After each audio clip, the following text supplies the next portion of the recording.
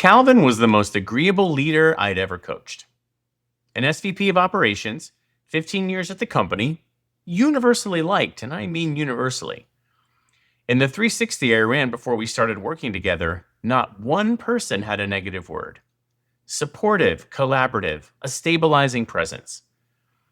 It took me 3 sessions to notice what wasn't in the feedback.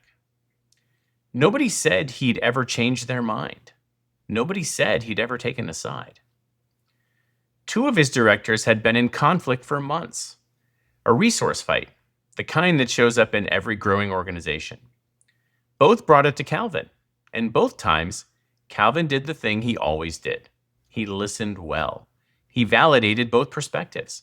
He asked them to find a path forward together. Both of you make valid points is a sentence that feels like leadership and functions like absence. The conflict didn't resolve. It metastasized. Teams picked sides because their leaders had to fight for resources someone above them should have allocated. 6 months in, the stronger of the 2 directors quit. In her exit interview, she said something that made its way back to Calvin. I never knew where Calvin stood, so I assumed he didn't stand with me. When Calvin told me about it, he was wounded. I treat everyone fairly. I never played favorites. I asked him one question. Who told you agreement was your job? Long silence. Here's what I've learned about diplomats after thousands of coaching hours. The neutrality isn't kindness, it's protection. If you've never taken a position, you can never be wrong.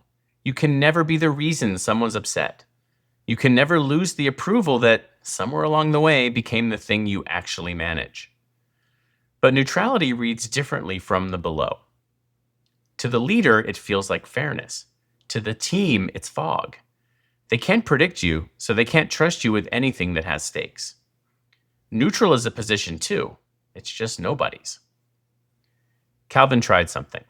The next time the resource question came up, and it came up within a week, he opened the meeting with a position. Here's where I am. The platform team gets headcount this quarter, and here's why. Now tell me what I'm missing. The room argued with him. It was the most productive meeting his team had run in a year. Because for the first time, there was something to argue out. Because for the first time, there was something to argue with. Nobody quit. Nobody sulked. The director who didn't get the headcount told him afterward it was the first time she'd understood how he made decisions. One thing to try. In your next 3 meetings where a decision is on the table, state your position before you ask for input. Not after the discussion, before. Here's where I am, change my mind. Then let them. Notice what happens to the quality of the conversation. And notice what happens in you when stating a position feels dangerous, because that feeling is the actual pattern. When you stay neutral, who are you protecting? The team or the approval?